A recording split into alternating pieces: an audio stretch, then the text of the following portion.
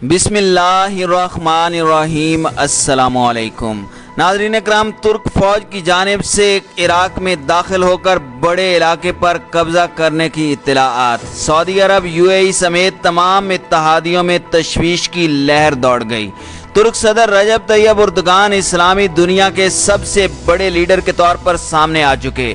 तुर्क सदर का बड़ा पैगाम, खिलाफत उस्मानिया का क़याम वक्त की ज़रूरत है, मुस्लिम उम्मह को इसके लिए मुत्तहिद होना होगा। और वीडियो के आखिर में आपको बताएंगे कि किस तरह से यहूदी लाबी और अरब ममालिक एर्दोगान के खिलाफ मुतहर्रिक हो चुके हैं और बड़ी साजिशों का जाल बुनकर एर्दोगान का तख्ता उलटना चाहते हैं।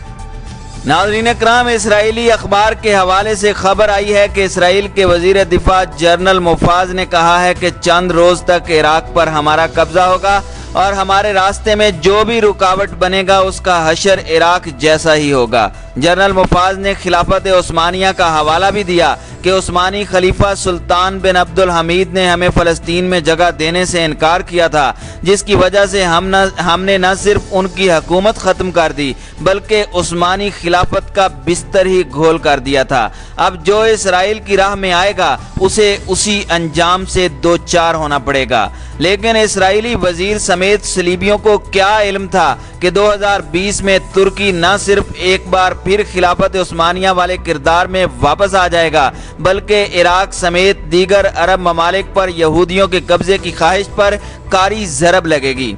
चंद रोज़ कबल आया सोफिया को मस्जिद बनाने के ऐलान से होशो हवास खोए हुए सलीबियों और यहूदियों पर अब तुर्की ने अपने अज़ाइम वाज़े कर दिए हैं कि मशरिक़ वुस्ता के कुदरती वसाइल को अमरीका समेत किसी को भी लूटने की इजाज़त नहीं दी जाएगी। इराक़ के हवाले से ऐसी ही खबर सामने आई है जिसने अमरीका और उसके इत्तहादियों को परेशान करके रख दिया है।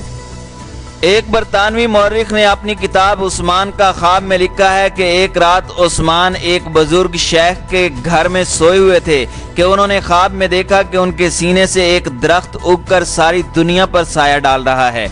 जब उन्होंने ये ख्वाब उस शेख को सुनाया तो उन्होंने कहा कि उस्मान मेरे बेटे मुबारक हो, खुदा ने शाहीर तक तुम्हारे और तुम्हारी औलाद के हवाले कर दिया है।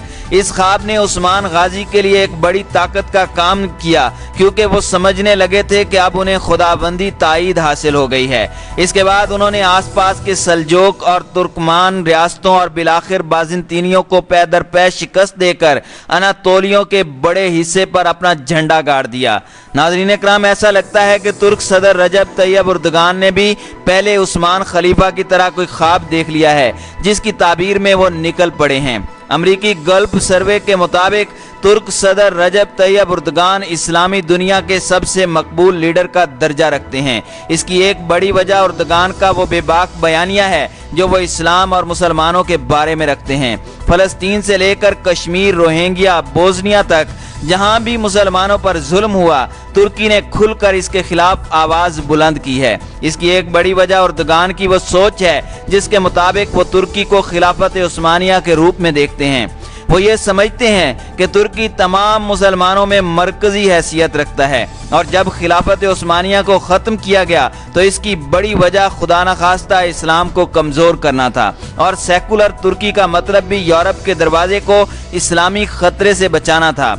खिलाफत उस्मानिया की शक्ल में तुर्की 3 बरे आज़म एशिया, यूरोप और अफ्रीका पर बैक वक्त हुकूमत कर चुका है। और आज भी जब तुर्क सदर एर्दोगान शाम, लीबिया या कब्रस के मसले पर बोलते हैं तो नाकदीन इसकी वजह से उनके अंदर खिलाफत उस्मानिया को जिंदा करने के छुपे हुए अज़ाइम करार देते हैं।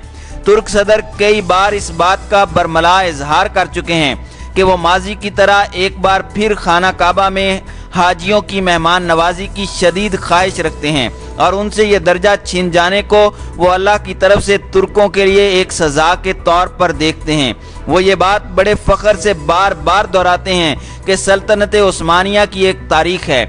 वो उस्मानिया सलातीन पर बनाई जाने वाली फिल्मों को फंड भी कर रहे हैं और उनके हमरा इर्तुगरल सीरीज़ के बाज़ अदाकार प्रोग्रामों में शिरकत करते हैं, फ़ोटो सेशन होते हैं। रजब तैयब एर्दोगान जो कि हाफिज़ कुरान भी हैं, खुद को मुसलमानों के गम में मुब्तला एक ऐसे हुक्मरान की शक्ल में पेश कर रहे हैं जो दुनिया में मुसलमानों पर होने वाले मजालिम का बदला लेने का इरादा रखता है। لیبیا اور شام میں ترکی کی مداخلت سے اگرچہ امریکہ، یورپ، روس اور حتیٰ کہ عرب ممالک بھی ناراض ہیں، لیکن ترکی کے نزدیک عام مسلمانوں پر مظالم بند ہونے چاہیے اور ان کے قدرتی وسائل پر صرف اور صرف انہی ممالک کے عوام کا حق ہے، اور ترکی ان کی دولت کو سرے عام لوٹنے کی اجازت نہیں دے گا۔ اس بات میں اب کوئی شک نہیں بچا کہ ترکی ایک بار پھر خود کو خلافت عثمانیہ والے روپ میں دھار رہا ہے، اور اس میں مرکزی کردار ترک صدر رجب طیب اردوغان کا ہی ہے۔ عرب دنیا کے عام مسلمان اپنے حکمرانوں کی پالیسیوں سے سخت ناراض ہیں، اور ترکی نے ڈرامہ ارطغرل کی شکل میں کامیابی کے ساتھ ان عرب ممالک میں ترکی کے اسلامی کردار کا خوب پرچار کیا ہے، اور اس ڈرامے کی مقبولیت کا اندازہ اس بات سے لگائیں کہ چند عرب ممالک میں اس ڈرامے پر پابندی کی خبریں بھی آئیں، تو وہیں سعودی عرب اور UAE نے اس ڈرامے کے خلاف اسرائیلی ڈرامے کو ملک میں نشر کروایا تاکہ ارطغرل کے جادو کو کم کیا جا سکے۔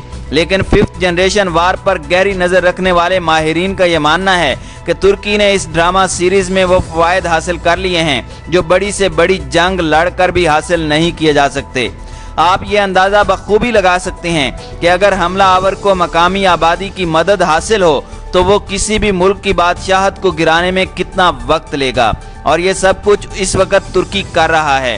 شام، لیبیا، مصر اور عرب ممالک، پاکستان، حتیٰ کہ دیگر اسلامی ممالک بھی اس وقت اکثریت میں ترکی کی پالیسیوں کے حامی نظر آتے ہیں۔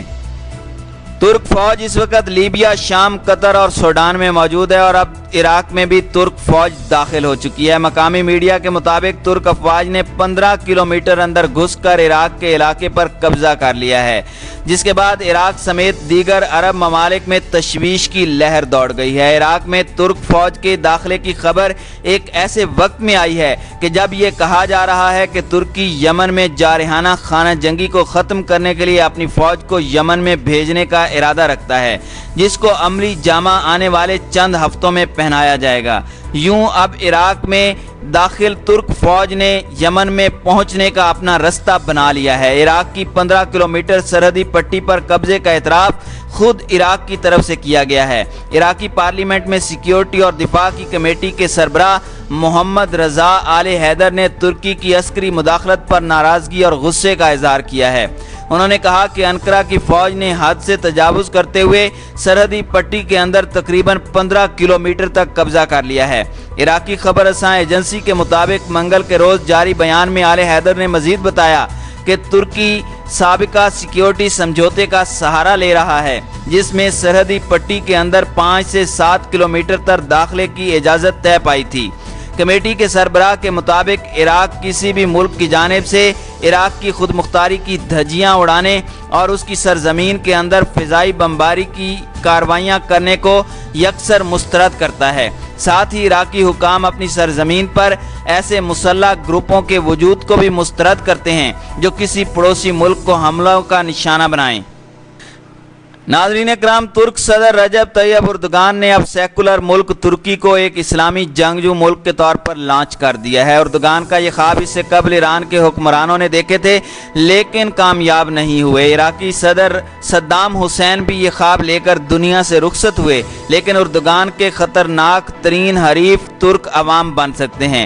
ترکی کی خواہشات کو اسلام دشمن قوتیں بھانپ چکی ہیں۔ ترک صدر کو اپنی عوام کی معاشی حالت کا بھی احساس ہونا چاہیے، کیونکہ مغرب بھوک و افلاس کو ہی بنیاد بنا کر حکومتوں کے تختے الٹتے آئے ہیں، جبکہ ترکی میں ایک ناکام کوشش فوجی بغاوت کی شکل میں پہلے کی جا چکی ہے۔ آپ کو یہ بھی بتاتے چلیں کہ ترکی کے خلاف صلیبی اتحاد زور پکڑنے لگا ہے۔ فرانسیسی وزارت خارجہ نے کہا ہے کہ ترکی کی پالیسیوں کا سامنا کرنے میں قبرص اور یونان دونوں کے موقف کی حمایت کرنے کے لیے یورپی یونین کے ممالک آپس میں متحد ہیں۔ بیان میں کہا گیا ہے کہ ترکی کی طرف سے پڑوسی ممالک میں مداخلت قبول نہیں، اور یورپ انقرہ کی یونان اور قبرص میں مداخلت کو قبول نہیں کرے گا۔ اس سے قبل سوموار کو جرمنی کے وزیر خارجہ ہائیکو ماش نے یورپی پارلیمنٹ کی خارجہ پالیسی کی کمیٹی سے خطاب میں کہا تھا کہ علاقائی سطح پر ترکی کا طرز عمل ناقابل قبول ہے۔ انہوں نے مزید کہا کہ ترکی کے ساتھ اسٹریٹجک اہمیت کی بنیاد پر بات چیت جاری رکھنی چاہیے۔ ترکی پناہ گزینوں کی یورپ میں نقل مکانی میں کردار ادا کر سکتا ہے اور ہمیں داعش سے بچا سکتا ہے۔